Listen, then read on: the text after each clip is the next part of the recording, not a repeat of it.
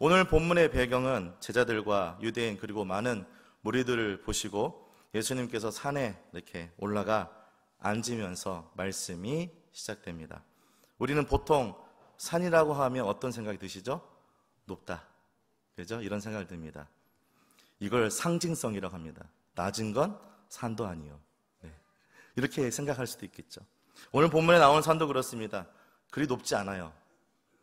그런 높지 않은 곳에서, 언덕 같은 곳에서 예수님은 청중들을 이렇게 지그시 바라봅니다. 마치 강대상에서 바라보는 것처럼. 그리고 그 위에서 청중을 바라보면서 하나님의 말씀을 선포하고 있는 것이죠. 누가 생각나십니까? 구약에 있습니다. 힌트를 드린다면. 네? 네, 맞습니다. 모세입니다. 모세가 하나님의 명령에 순종하여 고통받고 있는 이스라엘 백성들을 데리고 애굽에서 이스라엘 백성들을 건져냅니다. 하나님께서 모세를 통해 그의 백성을 고통에서 건져낸 구원자로 모세를 사용하신 것이죠. 그리고 이스라엘 백성들은 그의 백성을 하나님의 백성 삼으시고 하나님 나라로 세워가기 시작합니다. 하나님께서 그의 나라를 세워갈 때 세 가지의 틀을 가지고 진행하고 있습니다. 첫 번째는 바로 땅입니다. 두 번째는 사람, 세 번째는 뭘까요? 법입니다. 영토, 땅은 이미 준비되어 있습니다. 모든 이스라엘 백성들이 어디를 향해 가고 있습니까? 가나안 땅을 향해 나가고 있습니다. 이미 하나님께서 예비한 땅으로 나아가고 있는 거죠. 하나님 나라가 그곳에 준비되어 있으니까요. 국민은 어떻습니까? 출애굽기 6장 6절 한번 읽어보겠습니다. 6절 7절 한번 읽어봅니다. 시작. 요셉과 그의 모든 형제와 그 시대의 사람은 다 죽었고 이스라엘 자손은 생육하고 불어나 번성하고 매우 강하여 온 땅에 가득하게. 네, 하나님께서 애굽을 마치 인큐베이터처럼 사용하셔서 하나님 나라 백성들이 많이 태어나게 하시고 연약한 자는 어떻게 해요? 간경케 하셔서 이스라엘 백성들의 하나님 나라로 세워져 가는 모습을 볼 수가 있습니다. 어디서요? 오늘 본문에서요. 사람을 세우면 그 다음에 필요한 것이 무엇일까요? 땅이 나왔습니다. 사람이 나왔어요. 마지막 뭡니까? 법이 필요하죠. 준비된 땅에 들어가려면 하나님의 법이 필요합니다. 왜냐하면 이들은 아직까지도 애굽 생활에 젖어 있었기 때문에 그랬죠. 세상 나라의 법과 기준에 자기의 몸과 생각이 다 적용되어 있었습니다. 그것을 어떻게 해요? 다 벗어내야 되는 거죠. 그렇다면 강력한 법이 필요합니다. 그것들을 벗어버릴 수 있는 강력한 법, 그게 뭡니까? 하나님의 법입니다. 바로 율법, 십계명이죠. 시내산에서 이 법을 가지고 내려와 이스라엘 백성에게 모세를 통해서 선포하고 있습니다. 그 말씀이 뭡니까? 십계명입니다. 법하면 어려울 것 같은데, 그죠? 의외로 정말 쉽습니다. 정말 간단해요. 그 안에는 이런 내용이 있습니다. 세상에서 건진받은, 구원받은 백성은 어떻게 살아가야 하는가? 또 하나님의 나라는 어떤 기준과 법을 가지고 살아가야 하는가? 아주 간단하게 선포하고 있죠. 어디에서요? 십계명에서요. 성경 뒤에 나와 있습니다. 한번 성경 뒤에 한번 보시겠습니까? 한 번도 십계명을 읽어보거나 본 적이 없으실 것 같아서 제가 한번 뒤에 있다는 것을 알려드리고 한번 보셨으면 좋겠습니다. 성경 뒤에 서론 부분만 한번 읽어볼 건데요. 우리가 알고 있는 10가지의 법만 얘기하고 있지 않고 자세하게 얘기하고 있습니다. 저는 오늘 이 시간에는 서론만 읽겠습니다. 앞에 있는 스크린에 나와 있는데요. 거기를 봐도 되고 성경을 봐도 좋겠습니다. 읽어보겠습니다. 하나님이 이 모든 말씀으로 말씀하여 이르시되 나는 너를 애굽 땅 종되었던 집에서 인도하여 낸 내 하나님 여호와니라. 아멘. 하나님이 누구인지, 이스라엘 백성들이 어떤 상태에서 구원을 받았는지 말씀하고 있습니다. 어떻게 말씀하고 있습니까? 나는 너를 어디에서? 애굽 종되었던 그곳에서 건져낸 하나님이다.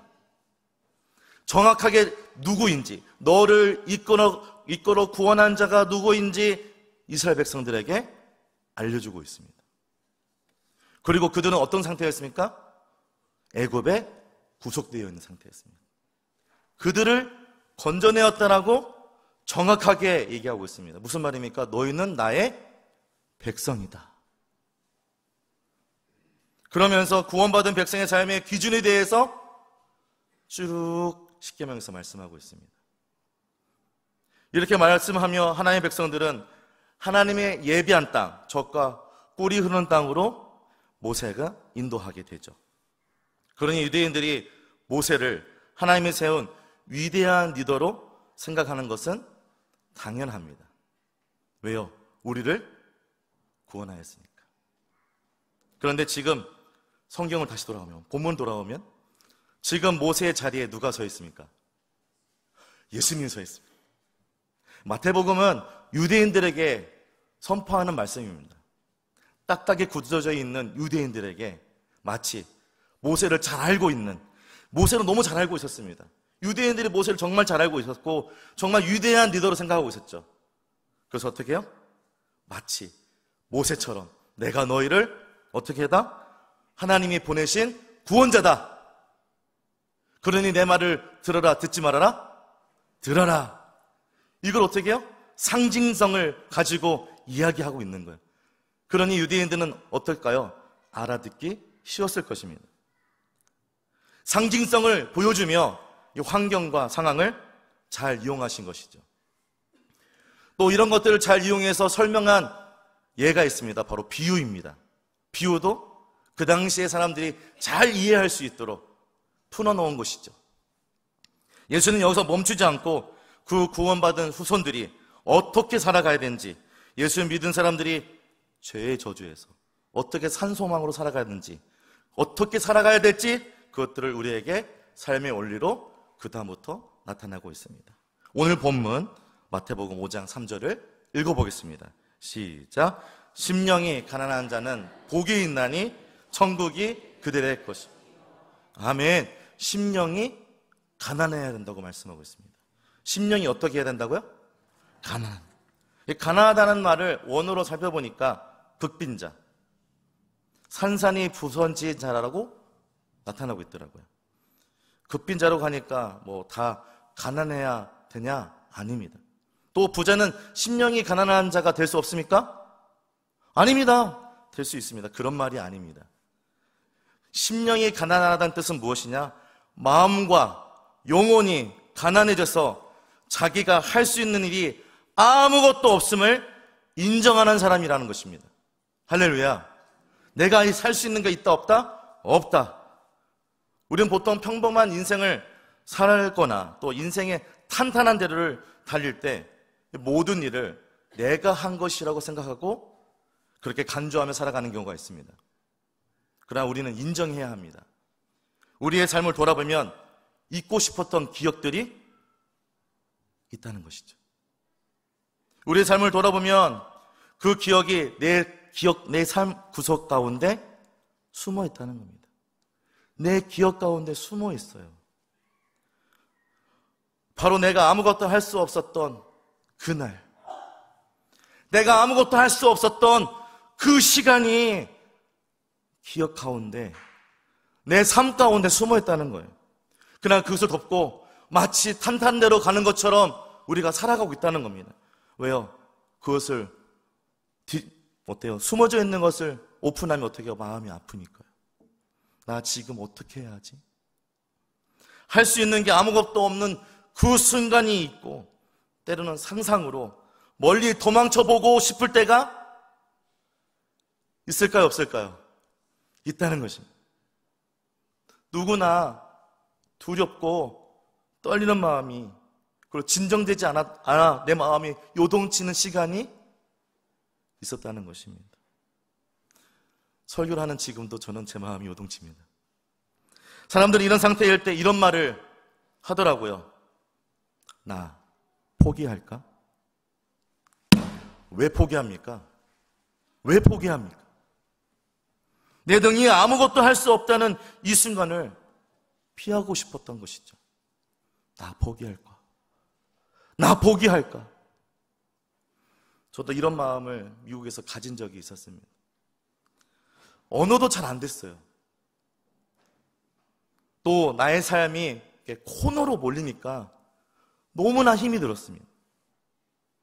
저는 이때 나의 삶을 내려놓고 포기하고 싶었습니다. 그 잘나디 잘난 이 자아가 내가 아무것도 할 수 없다는 현실 앞에 죽어져 버린 거예요. 처음 겪는 일이었습니다. 여태까지 모든 사역에서 좋은 열매가 맺혀졌는데, 그리고 행복한 시간을 보냈는데, 하나님께서 미국이란 땅을 보내셔서 살아가는 그 삶 가운데 내 자아가 죽는 일이 일어난 거예요. 그리고 내 앞에 있는 짐이 무겁고 능력 받기라는 그런 내 마음에 큰 요동이 있었습니다. 능력이 없어서 인생의 숨이 찬 저를 보고 숨고 싶었습니다. 그렇게 저의 자아는 죽을 수밖에 없었습니다. 이때 저는 하나님께 이렇게 고백합니다. 하나님, 제가 할 수 있는 것이 아무것도 없습니다. 하나님밖에 없습니다. 하나님은 하실 수 있습니다. 우리는 모두 다 이런 상태를 겪어본 경험이 있을 것입니다. 이런 모습을 기독교적 표현으로 이렇게 정의하고 싶습니다. 바로 자기 부인. 한번 따라가겠습니다. 자기 부인. 네, 집에 있는 와이프가 아닙니다. 자기 부인. 성경에 자기 부인 하면 나오는 사람이 참 많습니다. 많은 인물 중에 정말 연약한 지체 하나를 소개하죠. 마태복음 9장 20절입니다. 한번 같이 마태복음 9장 20절 읽어보겠습니다. 시작.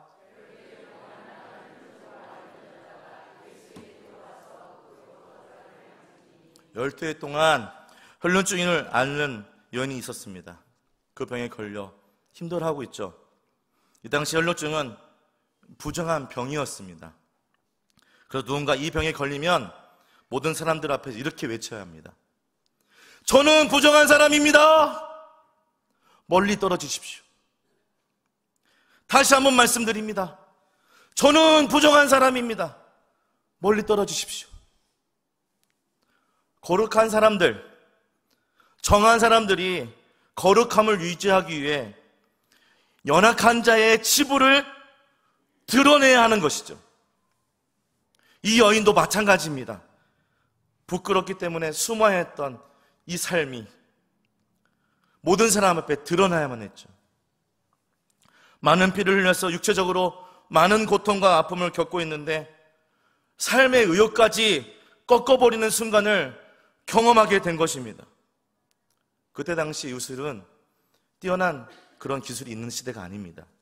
그래서 낫기 위해 명의를 찾고 찾아다닙니다.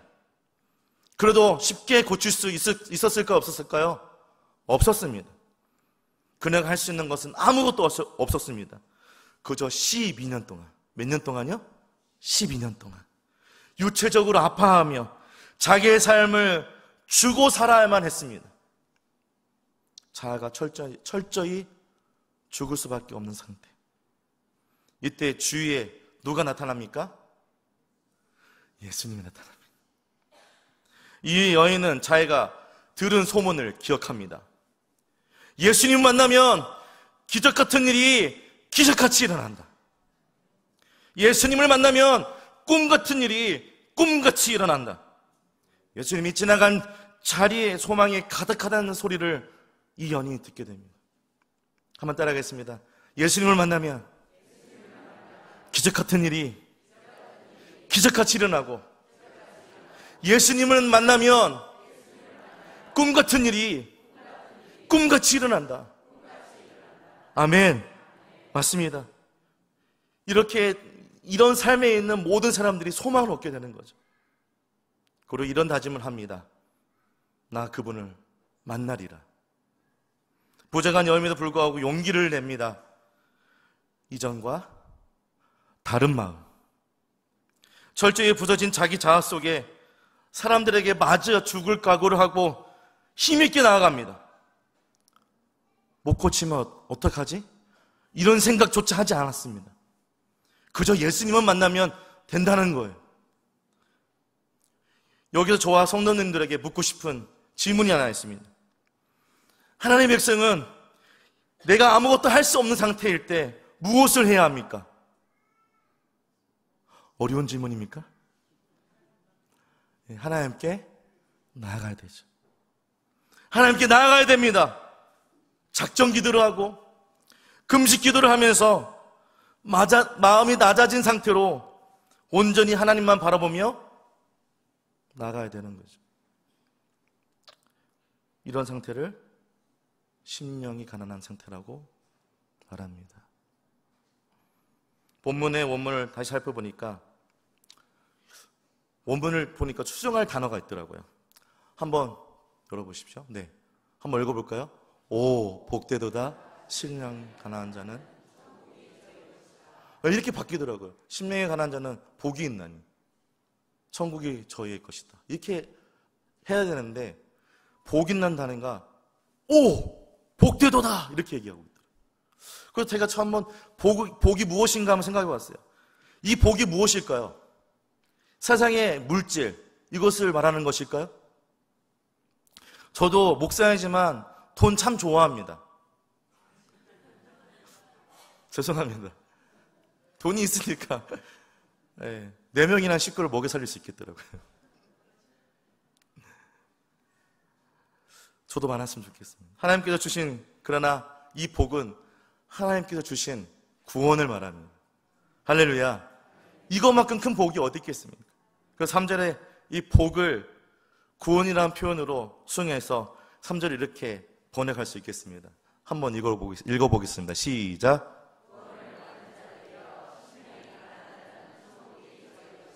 네, 구원을 받은 자들이여 심령이 가난한 자는 천국이 저희 것이다. 구원을 받은 사람들이 심령이 가난해야 된다는 것입니다. 내가 아무것도 아니라고 누구한테 고백해야 되는 것이에요? 하나님께 고백하라는 겁니다. 이것이 바로 구원을 받은 사람들의 입술의 고백이며 의무라는 것입니다. 이것이 시작이라는 것입니다. 구원받은 백성의 삶의 시작이 이거라는 겁니다. 내가 아무것도 할 수 없습니다. 주님 나의 왕되 주옵소서. 맞습니다. 모세가 시내산에서 십계명을 주어 하나님 나라를 세워가는 그의 백성들에게 의무를 부여하고 있는 것처럼 예수님도 그리스도 택함 받은 무리들에게 어떻게 하고 있습니까? 의무를 부여하고 있습니다. 심령이 가난해야 된다. 심령이 가난해야 된다. 내가 아무것도 할 수 없다는 것을 고백하고 주님을 바라볼 수 있는 믿음의 고백이 우리의 심령이 있어야 된다. 이것이 하나님의 구원을 받은 백성의 시작이다라고 말씀하고 있는 거죠. 그런데 3절을 보면 이 의무만 주는 것이 아닙니다. 예수님 우리에게 선물까지 주시고 있습니다. 오늘 본문 3절 다시 한번 읽어보겠습니다. 시작. 심령이 가난한 자는 천국이 우리들의 것이라고 말하고 있습니다. 천국이란 하나님이 통치하시고 이끌어가는 것이 바로 하나님 나라, 곧 천국일 줄 믿습니다. 나는 아무것도 할 수 없고 오직 하나님만 할 수 있다고 고백하면 내 하나님께서 내 안에 역사하시고 내 마음을 만지기 시작합니다. 할렐루야. 예, 하나님 맞습니다. 그리고 하나님 나라의 왕이 되신 하나님께서 하나님 백성 우리의 삶을 통치하여 이끌어 가신다는 거죠. 이것이 바로 천국이라는 것입니다. 그러니 처음에 어떻게 고백해야 된다는 거예요? 심령이 가난해야 된다. 그래야 우리 마음에 하나님이 왕되어 주셔서 우리의 심령을 만져주시고 하나님께서 우리의 마음을 통치하는 순간부터 우리는 천국을 경험할 수 있다라고 성경에서 말씀하고 있습니다. 혹시 이 시간 심령이 가난한 마음으로 예배에 참석하신 분이 있으십니까? 하나님 어떻게 이럴 수 있습니까? 억지로 우리의 마음이 낮춰져서 아무것도 할 수 없는 낭망한 상태에 있는 심령이 있으십니까? 그렇다면 눈을 떠서 주님을 바라보십시오. 그럴 때 우리가 하나님께서 우리 심령을 만지시고 천국으로 우리를 인도하실 줄 믿습니다. 그 시작이 뭐라고요? 나는 아무것도 할 수 없다. 자기 부인. 그렇게 될 때 우리 심령은 모든 문제를 다스리시는 하나님을 통치를 받게 됩니다.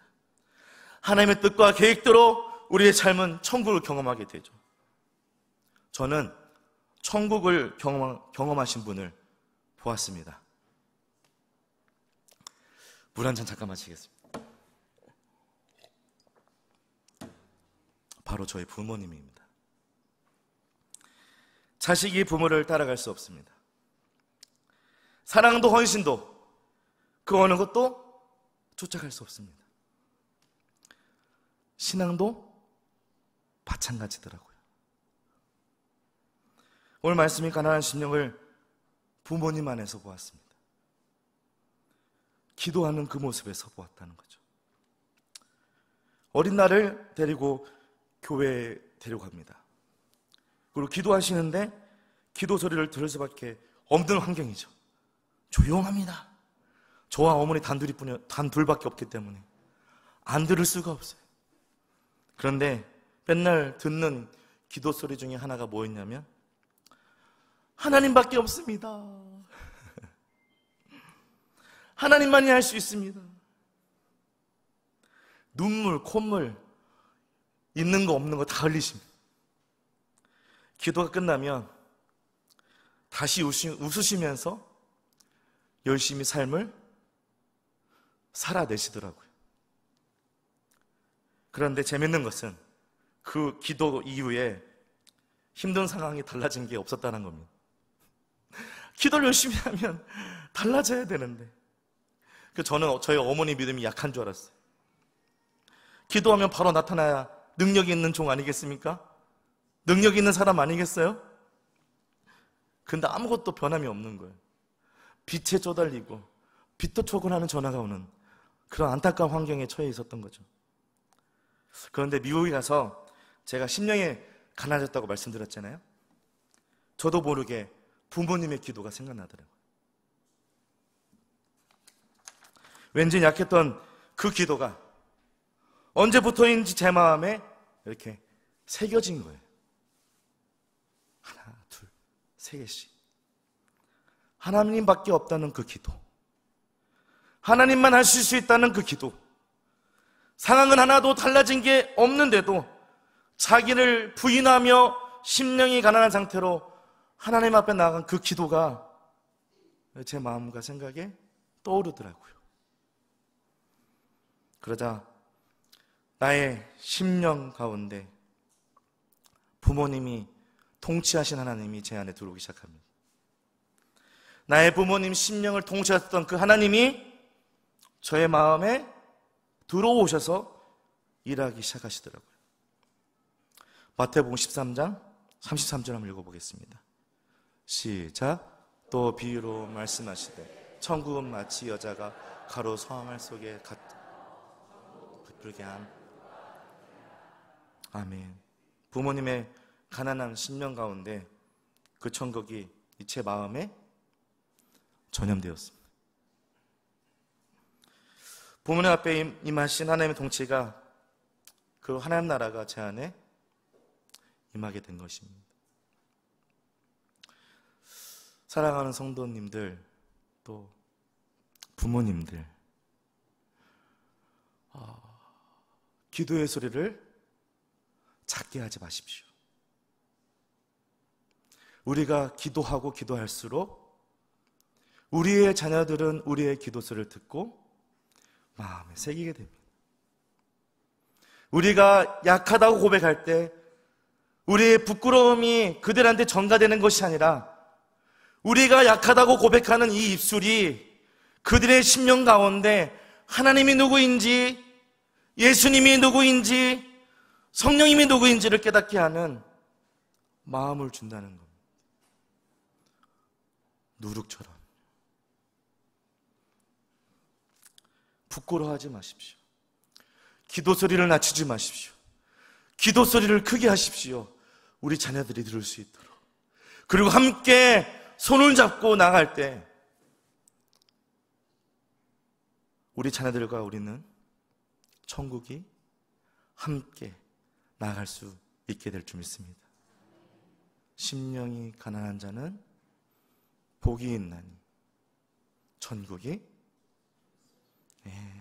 저희와 가정과 교회와 교회 학교가 되는 것이죠.